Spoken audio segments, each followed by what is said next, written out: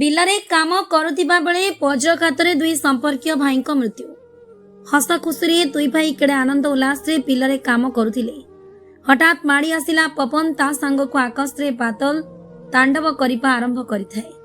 ବିଲରୁ ଘରକୁ ଦୁଇ ଭାଇ ଦୌଡ଼ିବା ଆରମ୍ଭ କରିବା ବେଳେ ଗଛ ମୂଳେ ବଜ୍ରାଘାତରେ ଦୁଇ ଭାଇ ଚେତା ଶୂନ୍ୟ ହୋଇ ପଡ଼ି ରହିଥାନ୍ତି, ଆଉ ଉଠିବାର ନାଁ ନେଲେନି। ଏହିଭଳି ଦୁଃଖଦ ଖବର ଆସିଛି ଆଠମଲ୍ଲିକ ଉପଖଣ୍ଡ ଅନ୍ତର୍ଗତ ହଣ୍ଡପା ଥାନା ଅଧୀନ ପାପସରା ଗ୍ରାମରେ ଏକ ଦୁଃଖଦ ଘଟଣା ଘଟିଛି। ଆକାଶୀ ବଜ୍ରପାତରେ ଦୁଇ ଜଣ ସମ୍ପର୍କୀୟ ଭାଇଙ୍କର ମୃତ୍ୟୁ ଘଟିଛି। ମୃତକମାନେ ହେଲେ ସଞ୍ଜୟ ସାହୁ 25 ବର୍ଷ, ଆରତ ବେହେରା 23 ବର୍ଷ। ଏହି ଅଘଟଣା ପରେ ପାପସରା ଗ୍ରାମ ସମେତ ସମଗ୍ର ଅଞ୍ଚଳରେ ଶୋକର ଛାୟା ଖେଳିଯାଇଛି।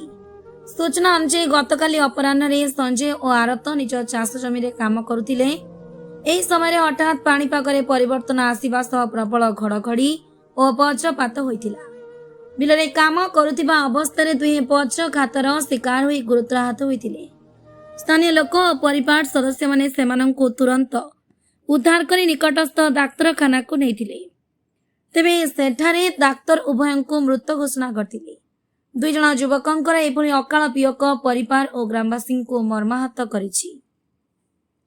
ଖବର ପାଇ ହଣ୍ଡପା ପୋଲିସ ଘଟଣାସ୍ଥଳରେ ପହଞ୍ଚି ମୃତଦେହ ଜବତ କରିବା ସହ ଏକ ଅପମୃତ୍ୟୁ ମାମଲା ରୁଜୁ କରିଛି।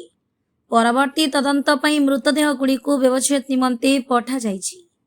ଦୁଇ ଜଣ କର୍ମଠ ଯୁବକଙ୍କ ମୃତ୍ୟୁରେ ସ୍ଥାନୀୟ ଅଞ୍ଚଳରେ ଗଭୀର ଶୋକ ପ୍ରକାଶ ପାଇଥିବା ବେଳେ ଶୋକ ସନ୍ତପ୍ତ ପରିବାରକୁ ସରକାରୀ ସହାୟତା ପ୍ରଦାନ କରିବାକୁ ସ୍ଥାନୀୟ ଜନପ୍ରତିନିଧି ଓ ସାଧାରଣ ଲୋକ ଦାବି କରିଛନ୍ତି।